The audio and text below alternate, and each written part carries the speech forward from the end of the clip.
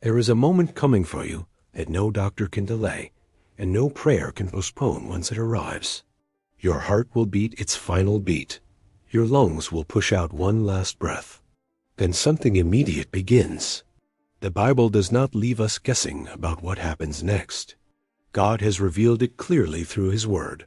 Hebrews chapter 9 verse 27 says it is appointed unto men once to die, and after this the judgment.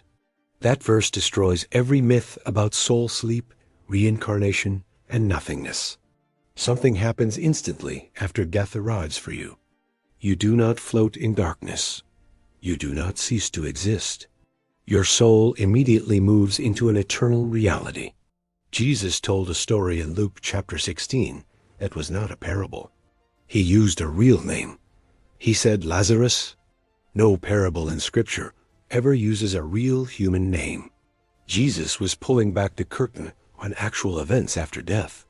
The beggar Lazarus died, and angels carried him immediately to a place of comfort called Abraham's bosom that very moment. The rich man also died and was buried. But in the very next instant he opened his eyes in torment.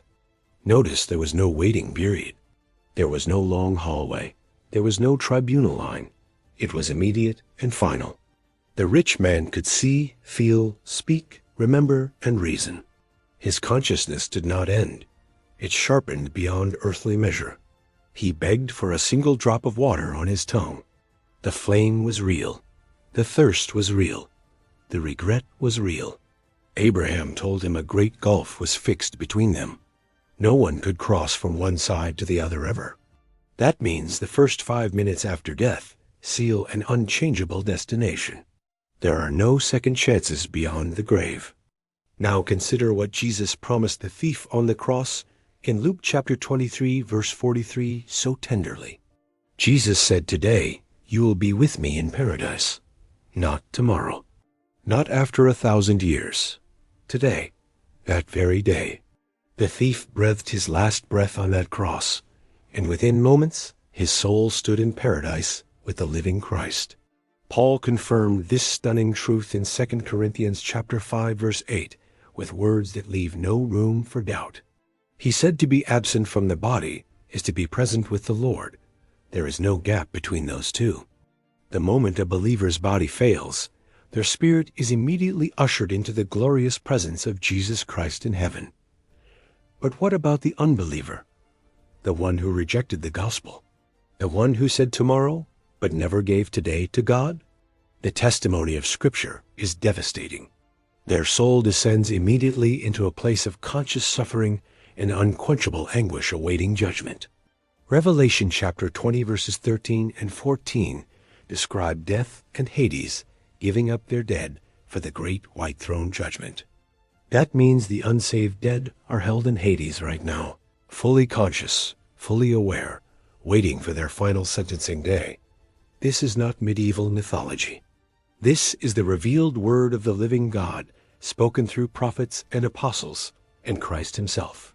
So let us walk through these first 5 minutes carefully, because what the Bible reveals will grip your soul with holy urgency. Minute 1. Your physical body shuts down. Medical instruments flatline. The room may fill with weeping. But you are not there anymore.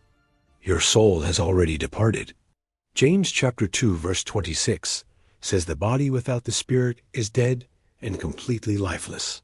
The spirit is what gave your body life. When it leaves, the body becomes an empty shell. But you, your soul, continue. If you belong to Christ, angels are already beside you. Psalm 34 verse 7 says the angel of the Lord encamps. These mighty servants of God have been assigned to you. They now escort your soul upward into a realm of blinding glory. You begin to see what no eye on earth has ever truly seen. 1 Corinthians chapter 2 verse 9 describes it beautifully. Things which eye has not seen, nor ear heard, nor entered into the heart of man, God has prepared for those loving him. The colors are richer than anything earth ever offered. The air itself feels alive. Peace floods every particle of your being instantly. Minute 2. You stand in the presence of Jesus Christ, the very one you sang about. the one you prayed to daily. He is not distant. He is not behind a cloud. He is right there.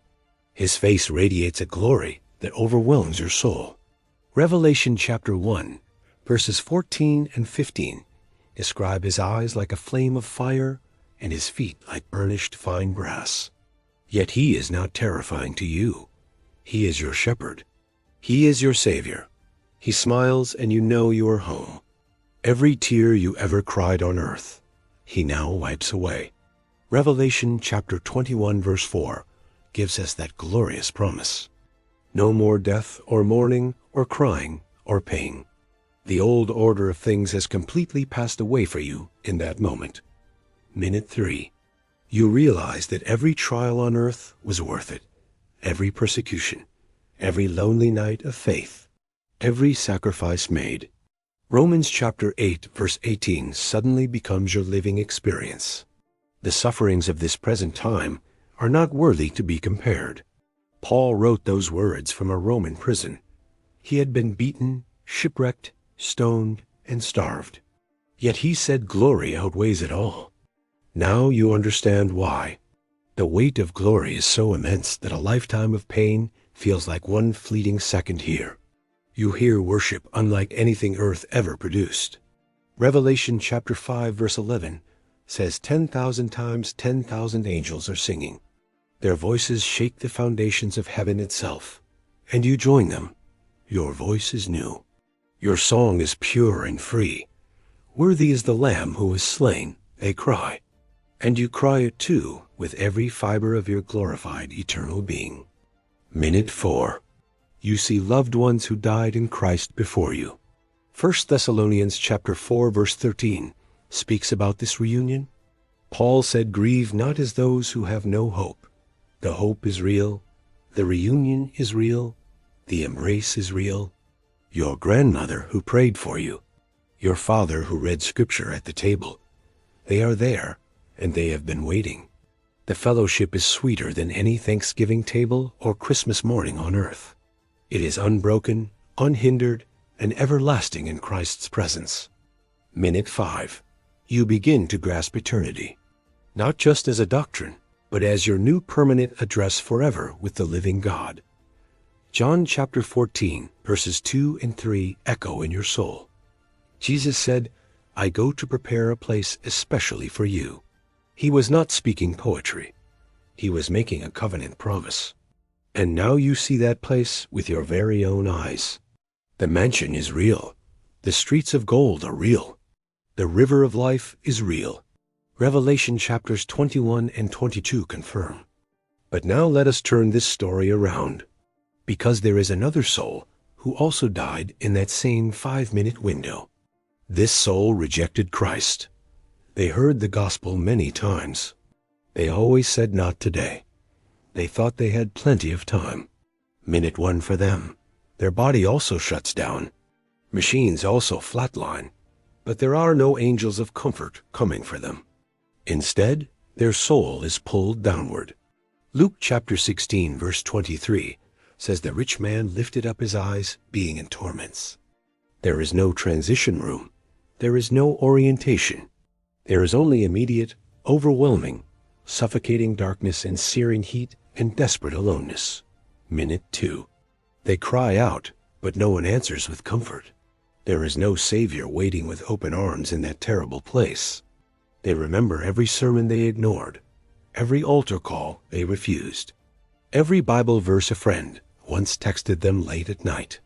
The rich man in Luke 16 remembered his brothers. He begged Abraham to send a warning.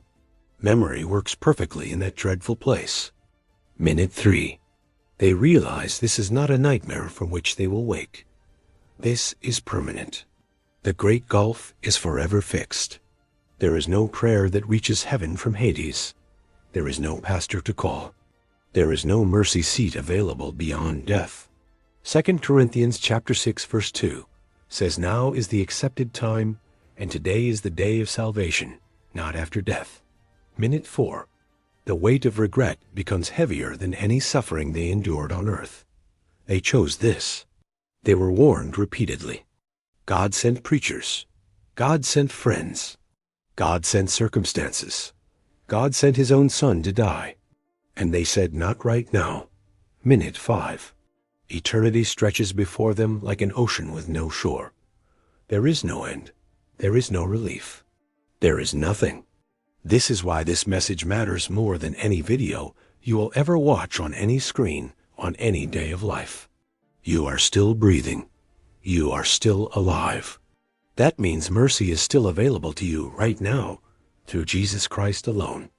Romans chapter 10 verse 9 says, if you confess with your mouth the Lord Jesus and believe in your heart, God raised him. Salvation is not complicated. It is a surrender. It is a confession. It is placing your full trust in the finished work of Christ. He died on the cross for your sins. He was buried, and he rose on the third day, just as Scripture promised. If you receive him today, your first 5 minutes after death become the most glorious experience any created being could ever know. If you reject him, those 5 minutes become the beginning of an anguish that no human language is capable of fully describing. Do not gamble with your eternity. Do not assume tomorrow is guaranteed. James chapter 4 verse 14 says life is but a vapor. Cry out to Jesus right now. Surrender your life. Repent of your sins. He is faithful and just to forgive and cleanse you. Your next 5 minutes on earth are a gift. Use them wisely because your first 5 minutes in eternity depend entirely on today.